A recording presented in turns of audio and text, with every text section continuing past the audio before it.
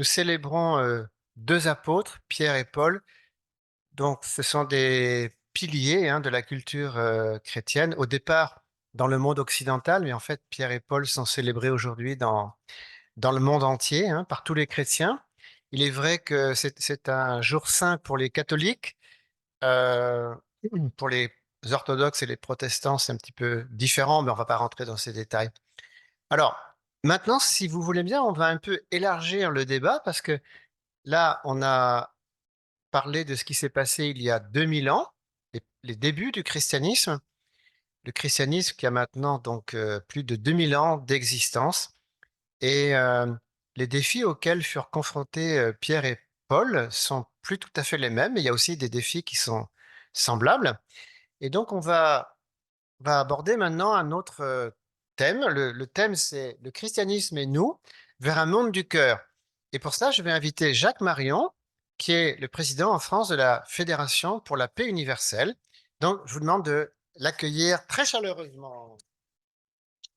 Bonjour, bonjour à tous qui êtes sur le Zoom. Merci de participer en ce samedi après-midi. Vous pourriez tout à fait faire autre chose. En tout cas, merci d'être venu.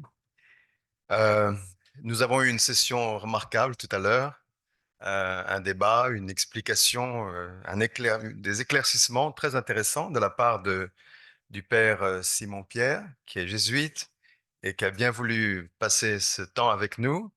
Il revenait du Mont-Saint-Michel, je pense. Il revenait d'un pèlerinage. Donc, il a vraiment fait tout pour venir passer ce temps avec nous parce que c'est Saint-Pierre, Saint-Paul aujourd'hui. Et je voudrais utiliser ce temps aussi pour parler un petit peu du christianisme et nous. Alors, pourquoi j'ai choisi ce titre? Et nous, en plus vers un monde du cœur.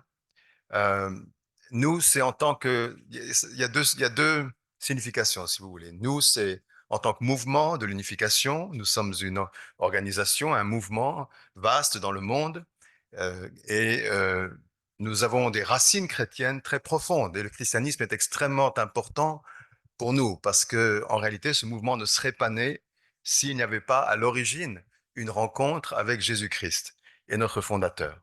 Donc, c'est la première chose. Et donc, je vais parler un petit peu de cela.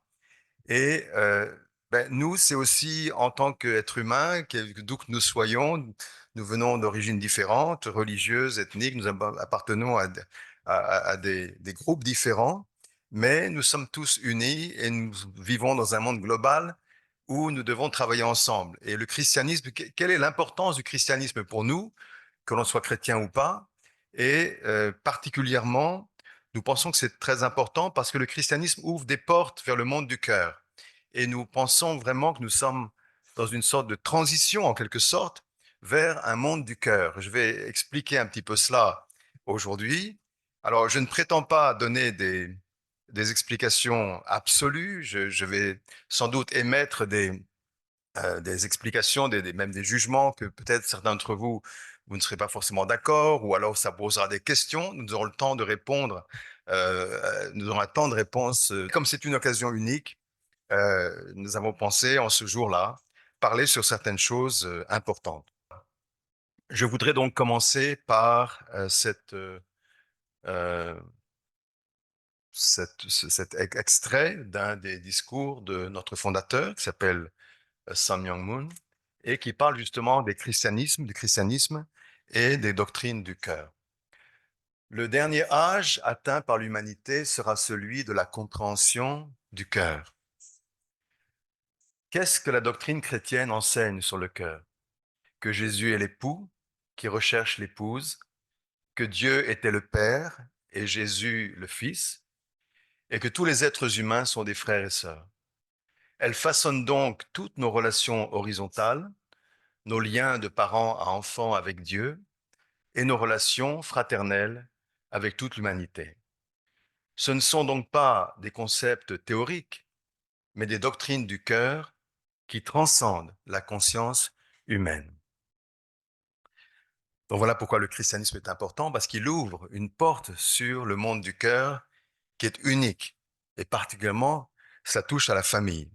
Et donc, quand je vais parler du cœur, d'ailleurs, j'insisterai plutôt vers la fin sur le cœur parental, le cœur maternel, le cœur dans la famille, qui est essentiel justement pour vivre ensemble dans ce monde global. Mais auparavant, je vais donc parler un petit peu de notre mouvement de l'unification pour justement montrer quelle sorte de relation nous avons avec le christianisme et comment nous sommes un des mouvements qui a des origines chrétiennes, qui s'est développé dans le monde entier et qui a contribué sans doute, en même temps qui a suivi son propre chemin. Et je vais vous en donner un très bref aperçu. Je vais vraiment aller rapidement parce que le temps presse. J'espère que vous aurez le temps d'approfondir si vous le désirez par la suite.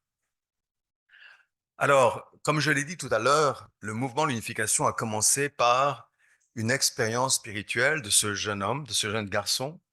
On est déjà oui, ici, voilà, qui était un Coréen qui vivait en Corée du Nord, qui avait 15 ans, dont les parents étaient chrétiens parce qu'ils venaient de se convertir quelques années auparavant au protestantisme. Il y avait beaucoup de protestants à l'époque en Corée, il y avait des missionnaires protestants en Corée, notamment en Corée du Nord. Il y avait un mouvement protestant très important et sa famille s'était convertie, il cherchait Dieu et il a eu un jour de Pâques, alors qu'il priait intensément dans les collines près de la ferme où il vivait, sa maison, il a eu cette expérience avec le Christ, dont il parle dans sa biographie. Ma rencontre avec Jésus a complètement changé ma vie. Son expression douloureuse s'est gravée dans mon cœur et je ne pouvais plus penser à rien d'autre. Depuis ce jour, je me suis plongé dans la parole de Dieu. Alors, si vous voulez en lire plus, lisez sa biographie, il en parle en long et en large. Ce fut une expérience qui a non seulement bouleversé sa vie, mais qui était à l'origine d'un mouvement international qui est maintenant répandu dans le monde entier. Et donc, c'est pourquoi nous avons cet attachement, et beaucoup d'entre nous qui sommes des Européens, beaucoup d'entre nous venons du christianisme aussi. Nous étions, moi-même, je suis d'origine catholique, etc. Donc, nous avons tous, beaucoup d'entre nous ont des attaches très profondes au christianisme. Il en parle encore un peu, il dit ceci. Pendant cette période, alors il a cherché pendant des années, pendant de nombreuses années, il a étudié la Bible, il a prié beaucoup, il a été persécuté. C'était à l'époque, vous savez, la Corée était sous occupation japonaise, donc les Coréens étaient très, très, très opprimés par les Japonais. C'était très difficile même de prier ouvertement. Et il a été emprisonné, enfin, il a traversé beaucoup d'épreuves. Pendant cette période, j'ai eu la révélation que la relation entre Dieu et les hommes est celle d'un père et de ses enfants, et Dieu est profondément attristé de voir leur souffrance. Donc c'est un élément fondamental dans l'enseignement, dans la perspective du révérend Moon, c'est Dieu est un parent qui souffre de voir ses enfants et toute sa vie, il a senti qu'il doit soulager le cœur de Dieu en cherchant à guérir l'humanité, guérir les êtres humains de, du mal du péché, du mal de tous les problèmes qu'ils ont traversés. Comme je l'ai dit, il a traversé des moments très difficiles. Il a été 6 fois en prison dans sa vie, en Corée du Nord, plusieurs fois au Japon. Il a été torturé parce que il s'occupait aussi d'un mouvement d'indépendance de son pays pendant la colonisation, pendant qu'il était étudiant au Japon. Et il a été emprisonné dans un camp de concentration en Corée du Nord pendant 3 ans parce que le communisme venait de s'installer là-bas. Et il a même été emprisonné en Corée du Sud pendant plusieurs mois au début de sa mission. Et il a même été emprisonné aux États-Unis pendant 1 an et demi. Donc vous voyez que il a traversé beaucoup, beaucoup d'épreuves, mais ces emprisonnements ont toujours été des stimulants pour faire développer son mouvement, particulièrement aux États-Unis. Beaucoup de pasteurs chrétiens sont, ont travaillé avec lui parce qu'ils ont compris qu'il avait été emprisonné pour des raisons qui n'étaient pas louables, des raisons qui n'avaient rien à voir avec la liberté religieuse. Voilà. C'est un homme qui est aussi un leader spirituel. J'ai choisi quelques photos parce que quand moi je l'ai connu, peut-être certains d'entre nous ici, nous l'avons connu, ça a déjà près de 50 ans maintenant que je l'ai connu, j'avais 19 ans quand j'ai rencontré ce mouvement et j'ai rencontré le Rav Moon, il ressemblait un peu à ça. On avait souvent des rencontres comme cela, si on était aux États-Unis avec lui, vous voyez, beaucoup de jeunes qui étaient là. des jeunes du monde entier l'ont suivi à cette époque-là parce que c'est un homme qui avait un message et qui avait un charisme et qui avait un cœur profond. Et c'est un homme qui était capable de faire bouger les choses. Et beaucoup, beaucoup de jeunes ont joint ce mouvement dans les années 70, 80. Mais c'est un homme aussi qui est un grand, je dirais, il a une profondeur dans sa spiritualité immense et surtout, c'est un homme qui aimait beaucoup Jésus. Et moi, un de mes premiers souvenirs avec lui, en 1975 justement, alors que j'ai eu la chance d'aller aux États-Unis et je l'ai rencontré, il donnait un sermon dans une maison qui s'appelait Belvedere, donc c'était au nord de New York, et il n'arrêtait pas de pleurer, de pleurer, de pleurer parce que il parlait de Jésus. Il parlait de Jésus en pleurant. J'ai compris que c'est un homme qui nous parlait du Christ et qui avait qui comprenait le cœur du Christ. Pas simplement théologiquement, mais en même temps, il avait cette proximité du cœur avec Jésus. C'est ce que nous avons ressenti et c'est pourquoi nous l'avons suivi. Son épouse, Hak Jahan, qui est plus jeune que lui, elle a 20 ans de moins que lui, elle est aussi d'origine chrétienne, très fervente.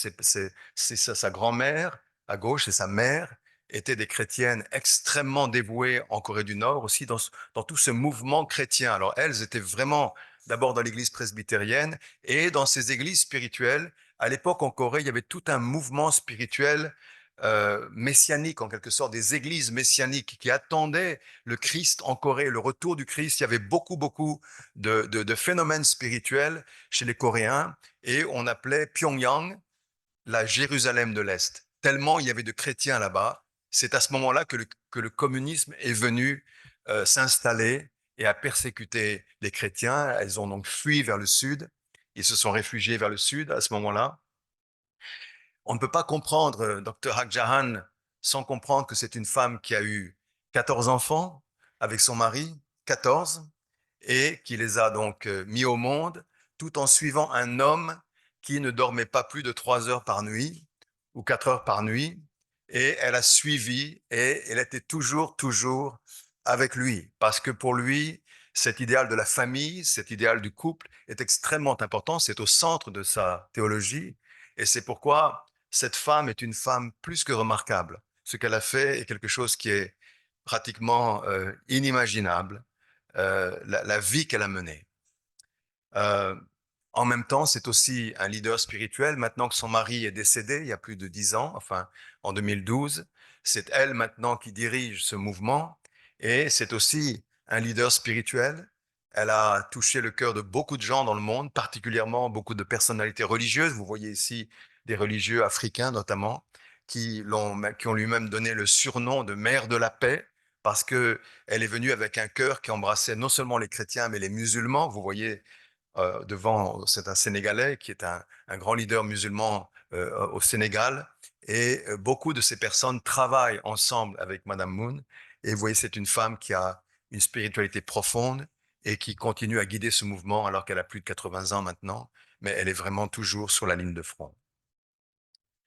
Les débuts du mouvement en Corée ont été extrêmement difficiles. Vous pouvez imaginer, c'était la guerre de Corée. Le fondateur avait été emprisonné alors qu'il avait commencé à témoigner, qu'il avait déjà rassemblé quelques disciples en Corée du Nord. Il a été emprisonné dans un camp de concentration qui était un camp de la mort. Il a été en fait libéré grâce aux armées de l'ONU qui sont venues et qui ont bombardé la ville où il était libéré, où il était emprisonné après 3 ans pendant la guerre de Corée. Il s'est enfui vers le sud et ici c'est le premier centre qu'il a construit en 1951 à Busan, juste après être arrivé. C'est une petite cabane qu'il a construit avec des boîtes de rations américaines. Ce sont ses premiers membres au sud à Busan. Et en 54, il a créé cette organisation qu'il a appelée, c'est en anglais, vous le voyez pas très bien, Association du Saint-Esprit pour l'unification du christianisme mondial, parce que il était convaincu que c'est le Saint-Esprit qui devait unifier les chrétiens et que à partir du christianisme, il fallait toucher le monde entier. Il voulait pas se limiter au christianisme, il voulait pas créer une nouvelle église, il voulait enseigner les valeurs de la famille à travers la Bible, à travers le christianisme, et il pensait que le Saint-Esprit allait guider.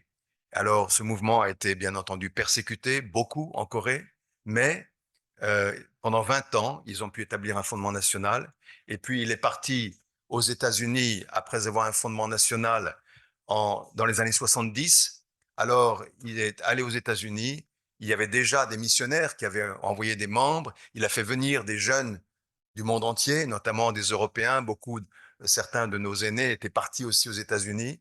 Et il y a eu des grandes campagnes dans tous les États-Unis. Il a parlé dans presque toutes les grandes villes américaines. Il était considéré comme une sorte de prophète qui parlait pour avertir les chrétiens que le christianisme était en crise. Vous voyez, c'est le titre de son message, Christianity in Crisis, New Hope. On a besoin d'un nouvel espoir parce que le christianisme était en crise. Vous comprenez que c'était l'époque des hippies, c'était l'époque de la guerre du Vietnam, etc. Et pour lui, il voyait qu'il y a trois grands problèmes qui font mal à la tête ou au cœur de Dieu. Il disait, ce sont des God's three headaches, trois maux de tête pour Dieu terribles. L'un, c'était l'extension du communisme athée, qui était à ce moment-là au point le plus fort dans le monde, comme vous le savez. L'Amérique était sur le point de perdre au Vietnam et le communisme était partout dans le monde, l'athéisme donc, et d'un autre côté, le déclin des valeurs morales, particulièrement avec la jeunesse qui commençait à perdre le sens de sa vie et qui allait dans la drogue, dans la sexualité libre, etc. Et un autre point, c'était les conflits entre les religions. Alors que les religions devraient pouvoir guider le monde, les religions étaient tellement en conflit qu'elles ne pouvaient rien faire. Voilà. Alors, il s'est donné dans ces trois directions, je peux dire. Alors, j'en passe. Si vous voulez en savoir sur ce mouvement, il y a beaucoup, beaucoup de choses qu'on pourrait dire. Je peux rester une journée, mais je n'ai que 2 minutes. Donc, je veux dire, voilà, il a fait tout un travail très important comme critique et contre-proposition du marxisme. Dans le monde entier, il a lancé un mouvement qui critiquait et donnait une contre-proposition aux théories marxistes, et donc il était connu comme quelqu'un qui était vraiment un opposant, je peux dire, intellectuel. C'est pas politique, il faisait pas de la politique, mais c'était un opposant spirituel, on peut dire, au communisme. Il a eu une grande influence. Alors, il y avait des livres, il a fait des conférences très importantes sur, notamment, il avait prédit, il était sûr que l'Empire soviétique allait tomber en 85, 3 ans, 4 ans avant le mur de Berlin qui allait tomber. Il avait prédit, il a même fait une conférence en disant l'Empire soviétique va s'effondrer.